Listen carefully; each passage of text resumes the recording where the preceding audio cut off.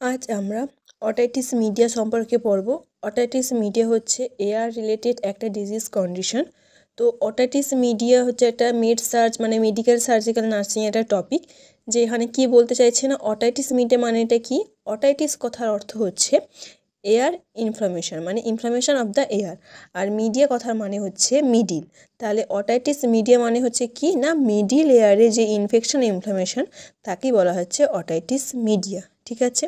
এছাড়াও আমরা যখনই কোনো ডিজিজ কন্ডিশনের নামের মধ্যে আইএস দেখতে পারবো বা টিস দেখতে পারবো, মানে লাস্টে যদি কোনো কোনো ডিজিজ কন্ডিশনের ওই ওয়ার্ডটার শেষে যদি আমি আই আর এস দেখতে পাই, ইস দেখতে পাই, তখনই আমি কি বুঝবো না ওটা infection inflammation related disease condition. ঠিক আছে। তো এখানে অটাইটিস আছে মানে কি এয়ার ইনফ্লামেশন। কোথাকার এয়ার না মিডিল এয়ার। মিডিয়া মানে কি মিডিল এয়ার। আমরা জানি কি এয়ার তিনটে পার্টে বিভক্ত, একটা হচ্ছে আউটার, মিডিল আর হচ্ছে ইনার। বাইরে যেটা আমরা সারফেসে দেখতে পাই বিনা বলি বা যাই কিছু, ওই সারফেসটাকে বলছে কি না আউটার পার্ট এয়ারে, মাঝেটা হচ্ছে মিডিল আর তারপরে একদম ভেতরটা হচ্ছে ইনার পার্ট। ঠিক আছে। এবার ওই এয়ারের ওই মিডিল পার্টে যখন কোনো কারণে ইনফেকশন ইনফ্লামেশন হচ্ছে তখন তাকে বলা হচ্ছে কি না অটাইটিস মিডিয়া। ঠিক আছে, বোঝা গেছে।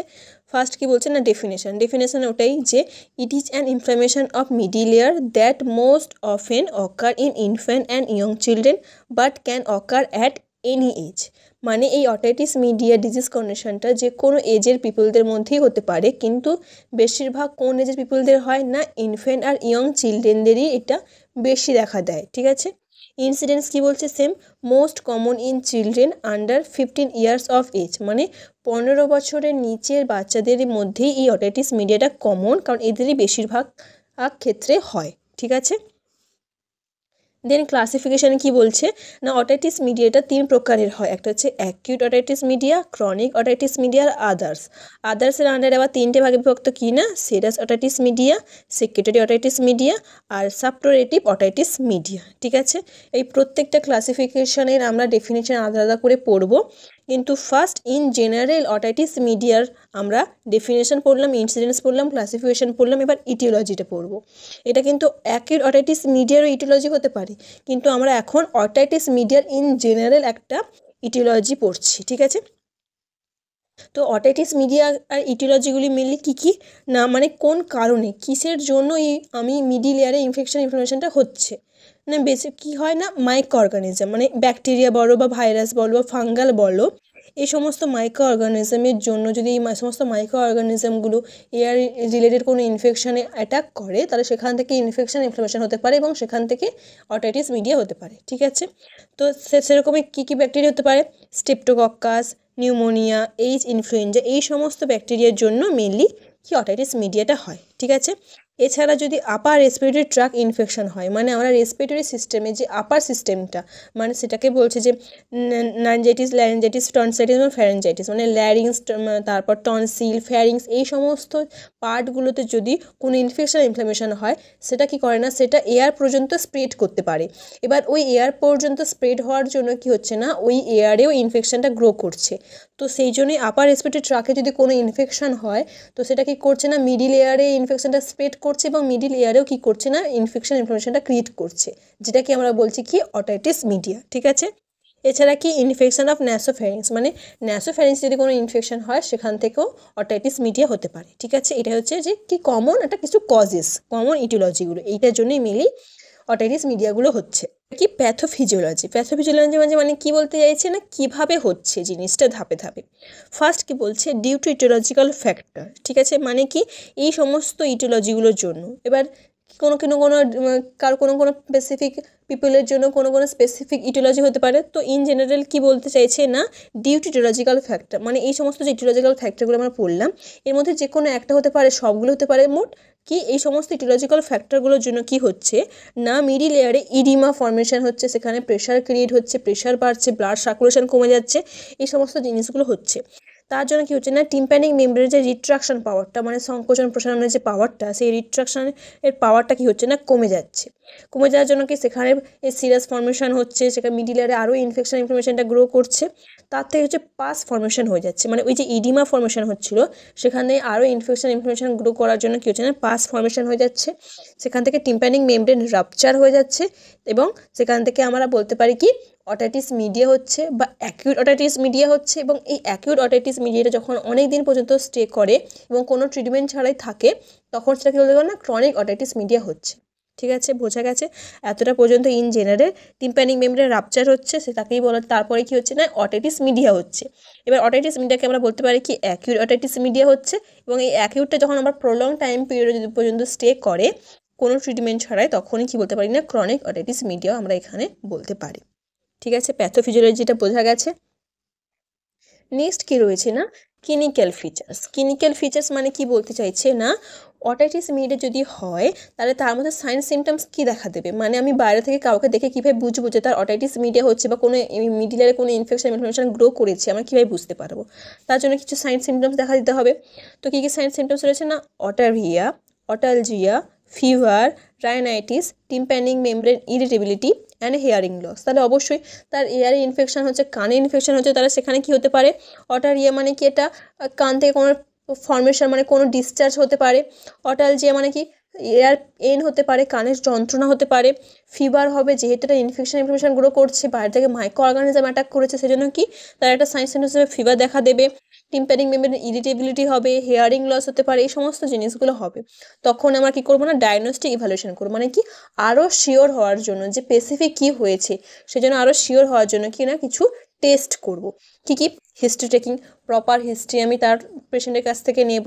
Physical examination, head to foot examination করবো, স্পেসিফিক্যালি কোন জায়গাটাকে আমি ভালো করে এক্সামাইন করব না, ইএনটি মানে এয়ার, আই অ্যান্ড নোজ, এই জায়গাটা আমি স্পেসিফিক্যালি বেশি তোমার এক্সামাইন করব। নেক্সট কি, ল্যাবরেটরি ইনভেস্টিগেশন, এই ক্ষেত্রে যদি কোনো রকমের কোনো ব্লাড টেস্ট দরকার হয়, সেক্ষেত্রে আমি ব্লাড টেস্ট করতে পারি।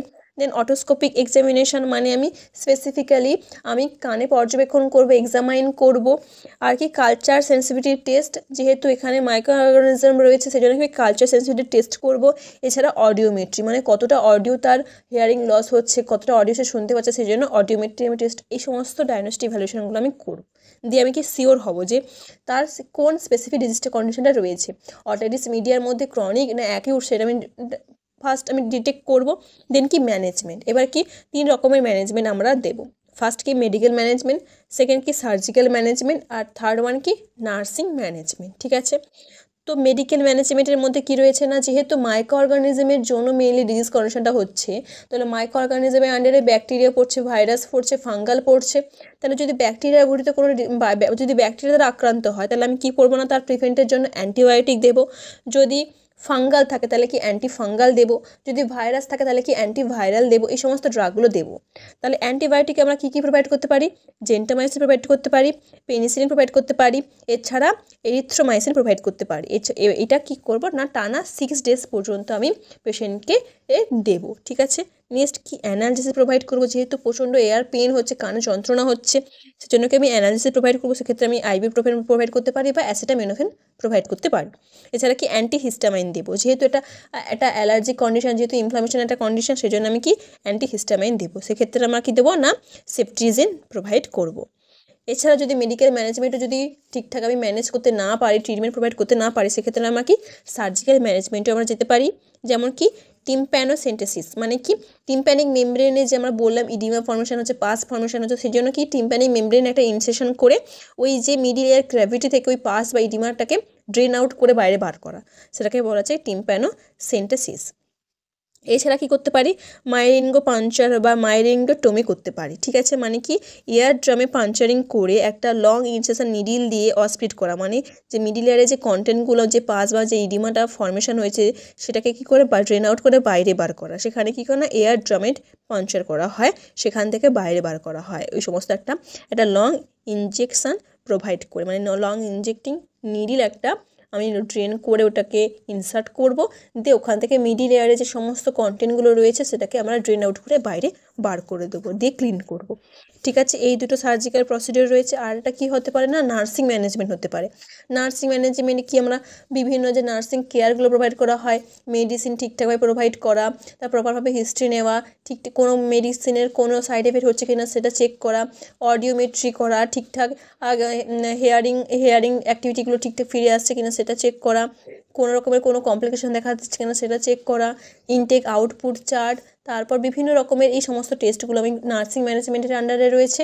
এছাড়া কি নার্সিং বিভিন্ন যে কেয়ার প্ল্যানগুলো রয়েছে এয়ার রিলেটেড, সেখানে হতে পারে ফিভার রিলেটেড হতে পারে, পেন রিলেটেড হতে পারে, তারপর হেয়ারিং অ্যাক্টিভিটি রিলেটেড হতে পারে, এই সমস্ত নিয়ে আমরা বিভিন্ন কেয়ার প্ল্যান প্রোভাইড করতে পারি। ঠিক আছে, তাহলে কি এটাই হচ্ছে তোমার অটাইটিস মিডিয়া। এবার এই অটাইটিস মিডিয়ার মধ্যে আমরা যখন পড়ছিলাম তখন আমরা বিভিন্ন ক্লাসিফিকেশনগুলো পড়ছিলাম। তার মধ্যে দুটো কি মেন, একটা হচ্ছে অ্যাকিউট অটাইটিস মিডিয়া, একটা হচ্ছে chronic otitis media. Acute otitis media মানে কি, অ্যাকিউট কথার মানে হচ্ছে যেটা হঠাৎ করে হচ্ছে এবং বেশি দিন পর্যন্ত স্টে করছে না, তার মধ্যেই সেরে যাচ্ছে, সেটাকে বলা হচ্ছে অ্যাকিউট। মানে কি সাডেন অনসেটে আমরা হ্যাপেন হচ্ছে, সাডেন অনসেটে আমার দেখা দিচ্ছে, ঠিক আছে, হঠাৎ করেই তৈরি হচ্ছে, কিন্তু সেটা বেশি দিন লাস্টিং করছে না, লং লাস্টিং করছে না, কিছু সময় পর্যন্ত বা কিছু ডেজ কিছু মান্থ পর্যন্ত লাস্টিং করছে, দিয়ে ওটা আবার কি হচ্ছে না, ঠিক হয়ে যাচ্ছে, সেটাকে বলা হচ্ছে অ্যাকিউট অটাইটিস মিডিয়া। যে কি বলছে না, ইট is an acute infection of the মিডি layer usually lasting less than 6 weeks, মানে 6 সপ্তাহের থেকে যখন কম সময় পর্যন্ত থাকছে ওই অটাইটিস মিডিয়াটা, তখন তাকে আমরা বলছি কি অ্যাকিউট অটাইটিস মিডিয়া। ঠিক আছে, আর ক্রনিক অটাইটিস মিডিয়া মানে কি, যেটা গ্র্যাজুয়ালি তৈরি হচ্ছে, মানে অনেক দিন ধরে ধরে ধরে ধরে আমার তৈরি হচ্ছে এবং সেটা অনেক দিন পর্যন্ত থাকছে, লং লাস্টিং হচ্ছে এবং গ্র্যাজুয়ালি সেটা তৈরি হচ্ছে, সেটাকে বলা হচ্ছে chronic otitis media. Acute otitis মিডিয়াটা আমার সামান্য ট্রিটমেন্টের জন্যই আমারটা ঠিক হয়ে যায়, ওটার জন্য কোনো স্পেসিফিক কোনো ট্রিটমেন্ট বা সার্জিক্যাল প্রসিডিউরের জন্য দরকার হয় না। কিন্তু ক্রনিক অটাইটিস মিডিয়া হলে সার্জিক্যাল ট্রিটমেন্টের দরকার হয় বা ওটা একটা স্পেসিফিক ট্রিটমেন্টের প্রয়োজন হয় এবং সেটা অনেক দিন পর্যন্ত লাস্টিং করতে হয়। ঠিক আছে, অ্যাকিউটটা হচ্ছে যে মানে ভয়ানকটা খুব কম, ক্রনিক মানে কি ওটা ভয়ানক, মানে ওটার থেকে পরবর্তীকালে কোনো কমপ্লিকেশন দেখা দিতে পারে।